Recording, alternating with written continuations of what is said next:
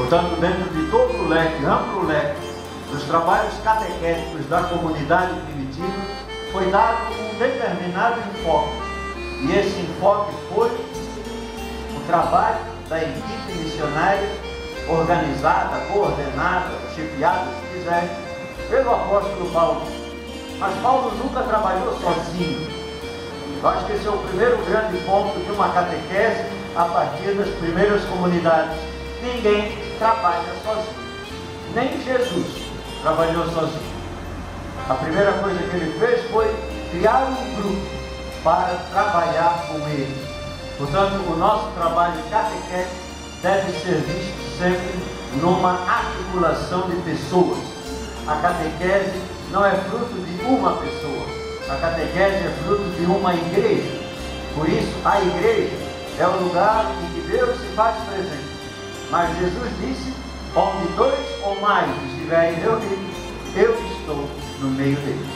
Portanto, a primeira coisa é o trabalho da equipe.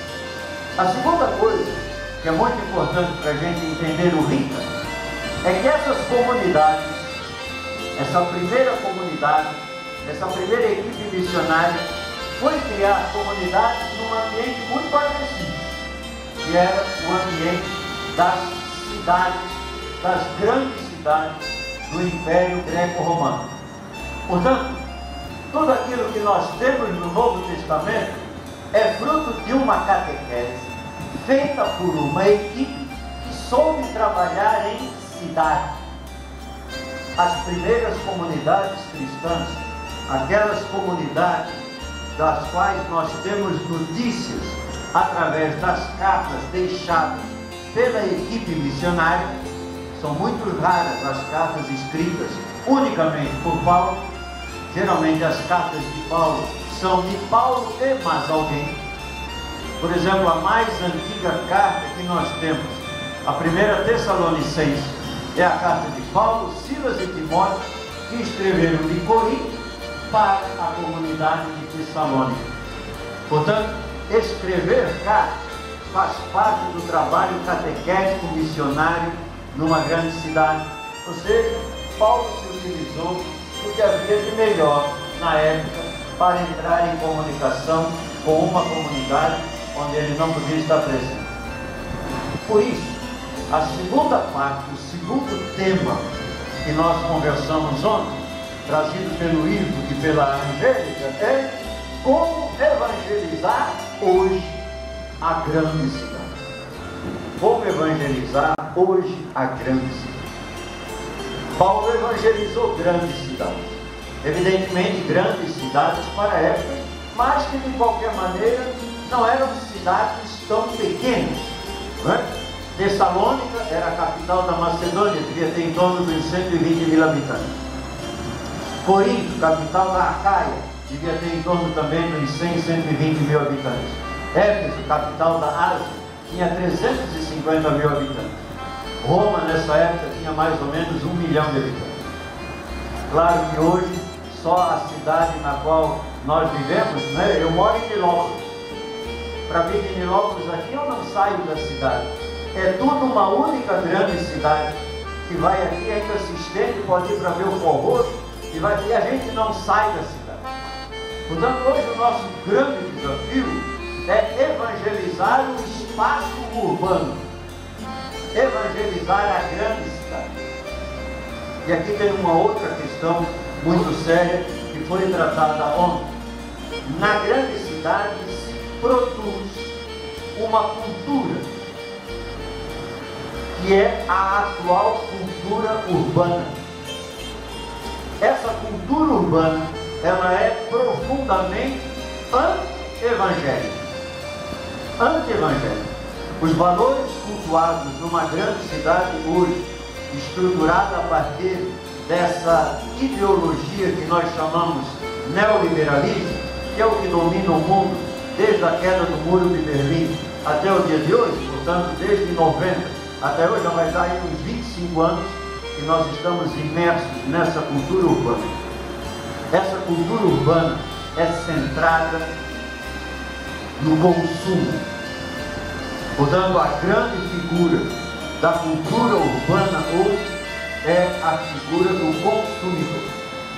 Você pode sair por aí, você não encontra mais delegacias de direitos humanos, mas em qualquer lugar em que você vai, você encontra delegacias do direito do consumidor. O consumidor é a figura mais protegida na cultura urbana hoje. Portanto, é uma pessoa que é estimulada a ir em busca de poder aquisitivo, de dinheiro. Portanto, é uma pessoa que deve voltar a sua existência toda para adquirir dinheiro. Porque sem dinheiro, ninguém se torna consumidor.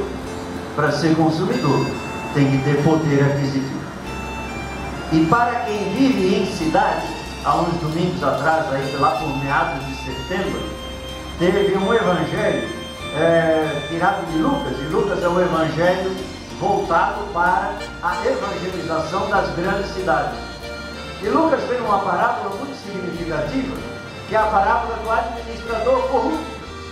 Não é? Aquele administrador corrupto porque ele diz o seguinte: ele vai ser despedido, né? O patrão vai mandá-lo embora, olha o desemprego, né? Vai ser despedido. E ele fica preocupado, porque ele vai perder o emprego, não só o emprego que ele ganhava, o salário dele, mas o emprego através do qual ele roubava, para ter um excelente nível de consumo. Aí ele diz as três coisas como se pode ganhar dinheiro numa cidade, naquela época e também hoje. Ele diz assim: trabalhar cansa, pedir tenho vergonha. Qual é a terceira maneira de ganhar dinheiro na cidade? Roubar. Não tem outra. Ou você trabalha, ou você pede, ou você rouba. Claro que hoje, no dia que a gente vive, nos dias de hoje, tem uma quarta que naquela época não tinha. Era a possibilidade de ganhar na loteria. É outra maneira de ganhar dinheiro na cidade. Na raspadinha, na Mega Sena, tem um monte de jogo. Pode ganhar através do jogo. Naquela época não tinha jogo. Então, o consumidor, a grande figura na cidade, ele vai precisar de dinheiro através desses quatro mecanismos: ou trabalha, ou pede, ou rouba, ou ganha na loteria. Portanto, a cultura urbana ela é agressiva, porque ela exige das pessoas uma grande agressividade.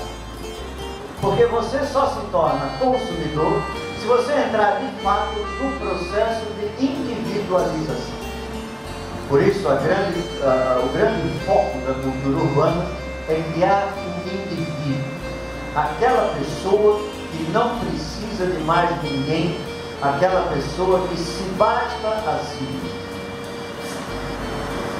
Portanto, nós estamos evangelizando, ou somos chamados a evangelizar a cultura urbana, a grande cidade, totalmente voltada para o consumo, totalmente voltada para a individualização, totalmente dependente da técnica. Porque o que permite a individualização é os enormes acessórios tecnológicos que nos são colocados à disposição por preços razoáveis. Então, hoje em dia, todo mundo tem o smartphone, todo mundo tem o celular, todo mundo tem o notebook, todo mundo tem... Mas a técnica é imprevisível. Nós tivemos ontem aqui um excelente exemplo de como a técnica é imprevisível. Falhou tudo.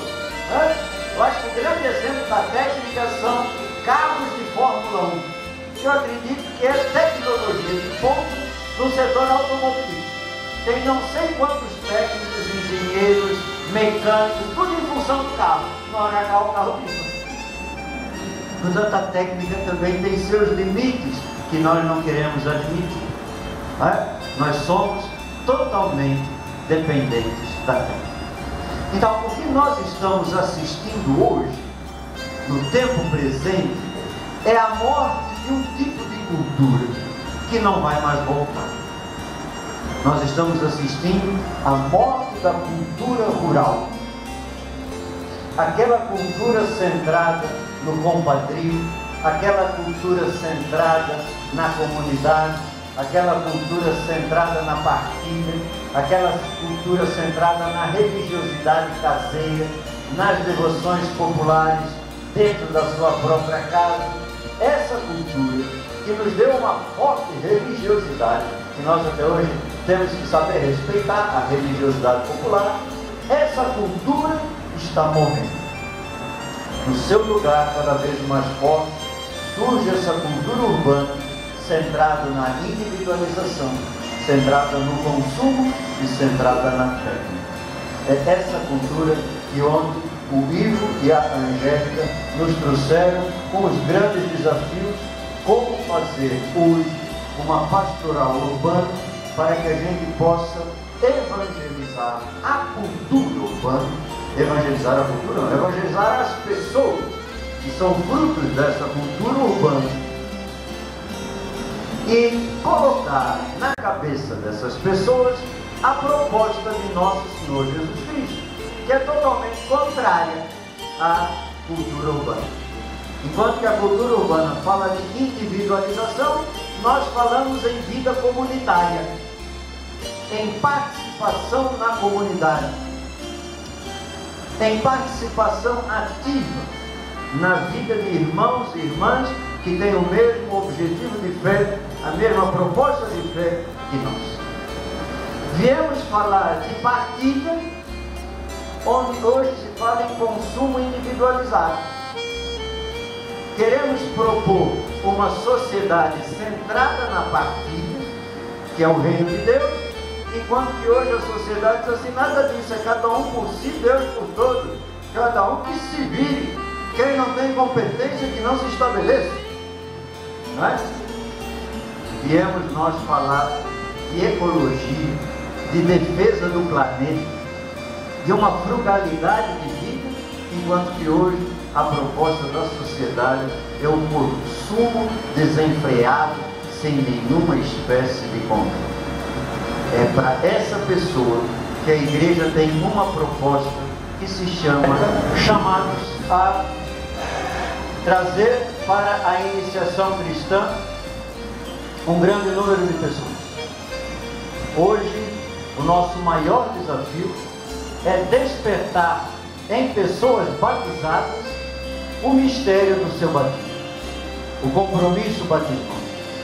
Portanto, nós temos que, ao mesmo tempo, pensar numa catequese para adultos, em que haja um processo de iniciação cristã, não tendo em vista exatamente o batismo, o sacramento do batismo em si, mas despertar nas pessoas o que significa ser batizado.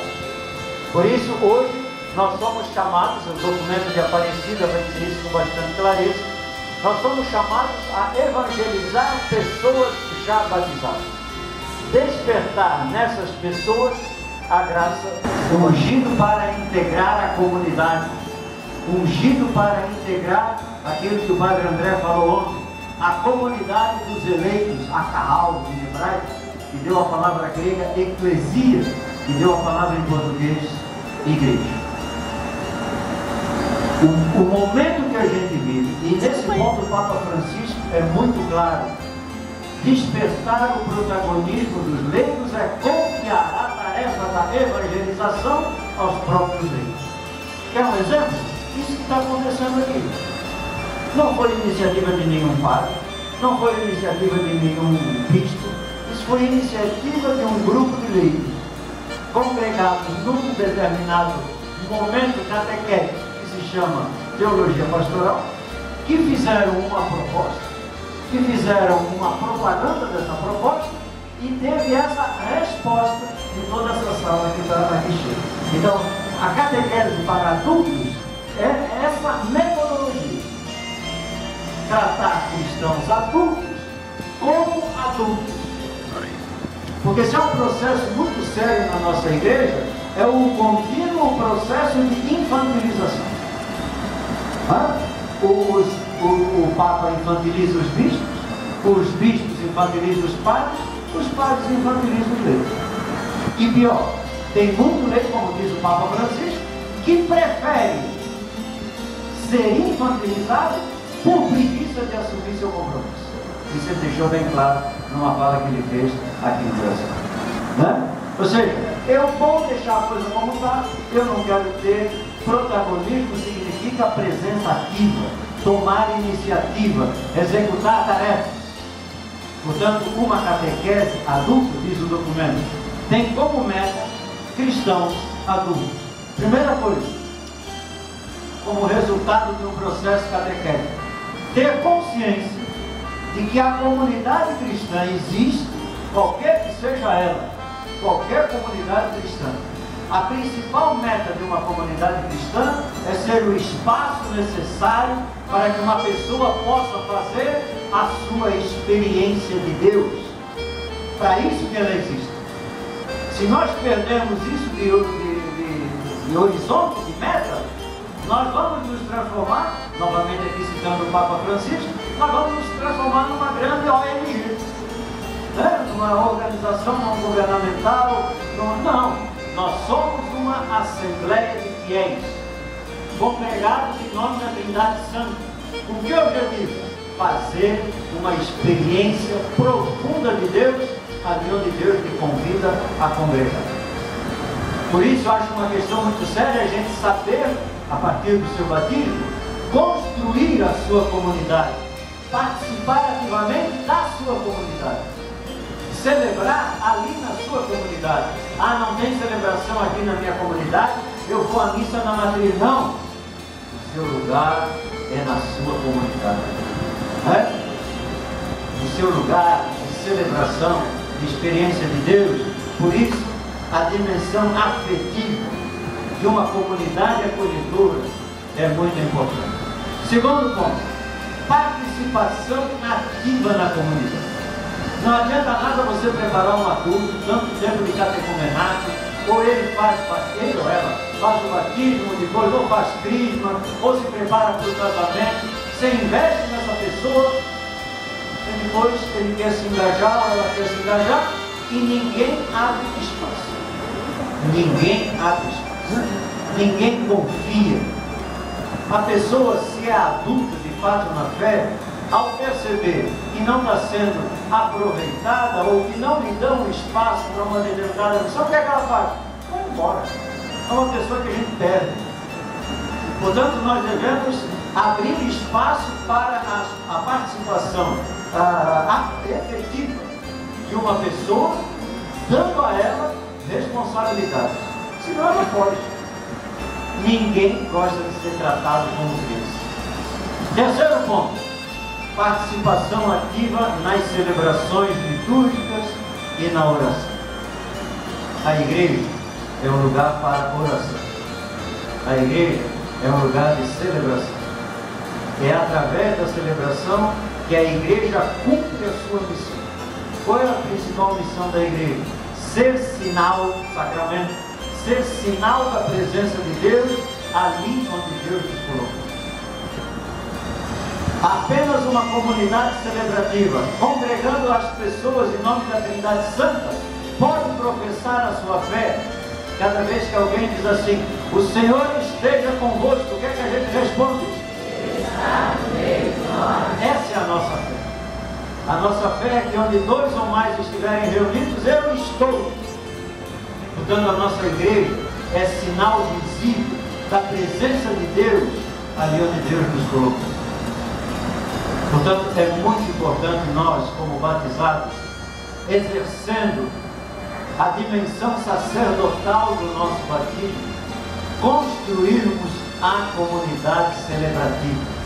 A comunidade que se congrega em nome do Pai, em nome do Filho, em nome do Espírito. A comunidade que pode dizer, Deus está no meio de nós. Por isso, é muito importante no processo de catequese com adultos, no processo de iniciação cristã para adultos, inserir essa pessoa na dinâmica celebrativa da sua comunidade, para que ela também possa se sentir membro integrante de uma comunidade que seja sinal da presença de Deus. Quarto ponto, fazer a interação entre fé e vida. Não existe outra maneira de você demonstrar a sua fé que não seja através da vida que você leva. Você demonstra o seu espírito não em louvores com muito falar. Você demonstra o seu espírito naquilo que você faz de concreto para outra pessoa bem concreta. É aí que você demonstra se você tem ou não o Espírito Santo. Por isso, a interação entre fé e vida nos abre para o serviço fraterno, nos abre para o compromisso com a comunidade, nos abre para o compromisso com a sociedade, né? A melhor participação na sociedade é através da política, feita por cristãos conscientes, diz novamente o Papa Francisco. Por isso, a dimensão sociotransformadora de uma comunidade de fé é muito importante. Engajar as pessoas nesse compromisso de fé e vida, numa abertura para o serviço fraterno de acordo com os valores do reino. Porque a igreja não é um fim nela mesma. A igreja é o instrumento de Deus para a implantação do reino de Deus. Portanto, nós somos isto. Por isso que nós não devemos fazer a igreja conforme nós queremos. A igreja não deve ser aquilo que eu quero que ela seja, porque a igreja não é minha. A igreja é a igreja de Deus. O povo que se congrega em igreja é o povo de Deus. Por isso nós temos que ser a igreja que Deus quer que ela seja, não a igreja que nós queremos que ela seja.